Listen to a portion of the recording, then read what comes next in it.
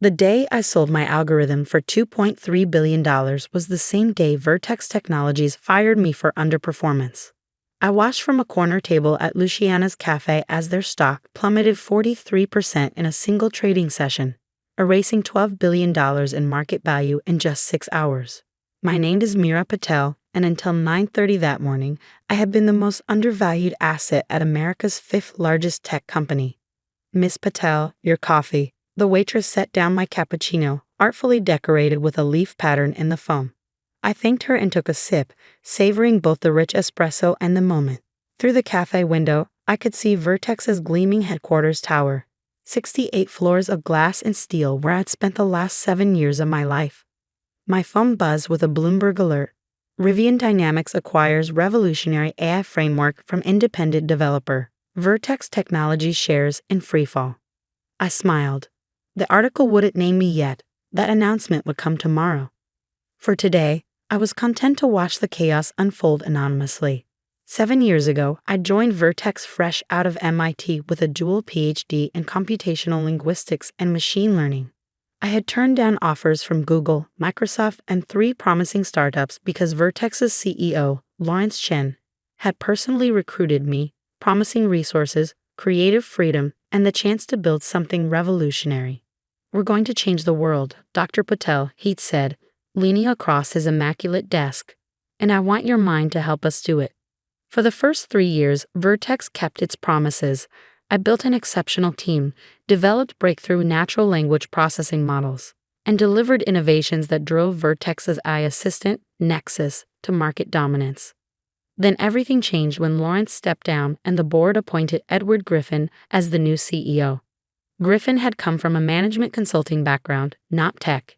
He believed in quantifiable deliverables and optimization metrics. Within months, he had transformed Vertex from a company that valued innovation into one obsessed with quarterly numbers. My first meeting with Griffin had been a harbinger of what was to come. "Impressive background, Dr. Patel," he said, not looking up from my personnel file. "But your department's expenditures are concerning. 27 researchers for speculative projects with no immediate commercial application." "These aren't speculative projects," I explained. "We're developing the next generation of machine learning frameworks that will revolutionize how AI systems understand context and nuance. The commercial applications are enormous, but the fundamental research needs—" Yes, he interrupted, finally looking up. "Everyone believes their project is revolutionary, but shareholders expect results now, not theoretical benefits someday." Within weeks, my research budget was cut by 60%. 5 of my most talented team members were reassigned to commercially viable projects, enhancing targeted advertising algorithms and developing surveillance systems for Vertex's government contracts. I fought back, securing meetings with board members, presenting data proving the long-term value of our research. For a while, it seemed to work. I was given a small team and modest resources to continue what I considered the most promising avenue of our work, an adaptive learning framework I called Synaptic. What Griffin didn't know, what no one at Vertex knew, was that I had been developing Synaptic on dual tracks. The official version, documented in Vertex's systems and shared with my team, was progressing steadily but unspectacularly. The version I worked on nights and weekends on my personal equipment was evolving into something extraordinary. It wasn't about stealing intellectual property. The fundamental research had been mine before I joined Vertex. The company owned specific applications and implementations, but not the core theoretical framework. I had been careful about that in my original contract, a detail that apparently no one in the current leadership had bothered to review. Synaptic was my life's work, an approach to machine learning that enabled AI systems to develop genuine contextual understanding rather than statistical approximations. In practical terms, it meant an AI that could truly comprehend human communication, including subtlety, emotion, and cultural context, rather than just mimicking understanding through pattern recognition. The implications were staggering. Medical diagnostic systems that could interpret not just symptoms, but their complex interrelationships. Financial models that could identify potential crises before traditional indicators appeared. Educational platforms that could adapt perfectly to each student's unique learning style. But Griffin couldn't see beyond the next quarterly report. To him, My work was a cost center, not an investment in the future. The situation deteriorated over the next 2 years. My team was gradually reduced to just 3 researchers. Our office space was relegated to a windowless area near the building's core. The message was clear. We were being slowly suffocated. Despite this, we made remarkable progress. Synaptic evolved from theory to functioning prototype. In private demonstrations, it outperformed every existing AI framework by orders of magnitude. It was time to present our breakthrough to leadership. I scheduled a demonstration for Griffin and the executive team, confident that once they saw what we created, they would understand its value. The morning of the presentation, I arrived early to find my keycard deactivated. At reception, I was directed to HR. "I'm afraid we're eliminating your position," Dr. Patel said. Vanessa Myers, the HR director who had recruited me 7 years earlier. She couldn't meet my eyes. "Mr. Griffin has determined that your research division hasn't met performance benchmarks." On her desk sat a termination package, 6 months severance in exchange for signing a comprehensive non-compete agreement and surrendering all claims to intellectual property developed during my employment. "May I at least present our findings to Griffin before this is finalized?" I asked. "We've achieved a breakthrough that will transform Vertex's market position." "Mr. Griffin has a very full schedule today," she replied, sliding the paperwork toward me. "He asked me to express gratitude for your contributions and to wish you well in future endeavors." I left the severance package unsigned on her desk, collected my personal belongings under security's watchful eye, and walked out of Vertex Tower for what I thought would be the last time. That night, I contacted Rivian Dynamics, Vertex's most formidable competitor. Its founder, Sophia Rivian, had been trying to recruit me for years. "I want to be absolutely clear," I told her during our midnight meeting at her penthouse office. "I'm not bringing any proprietary Vertex technology.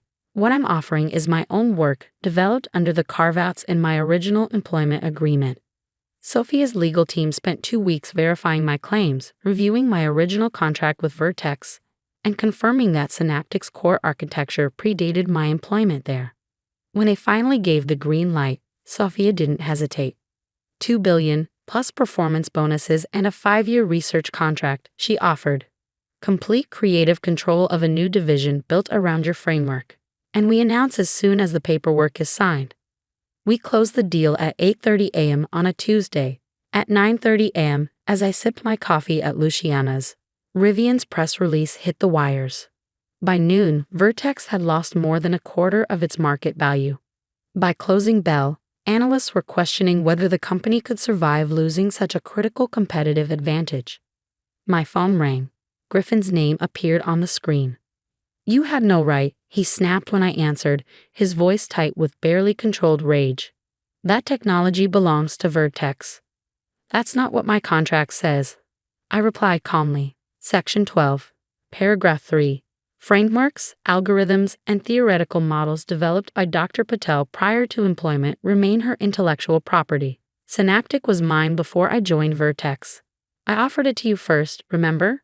The presentation you were too busy to attend. "We'll sue. We'll tie this up in court for years. Your lawyers have already reviewed the documentation.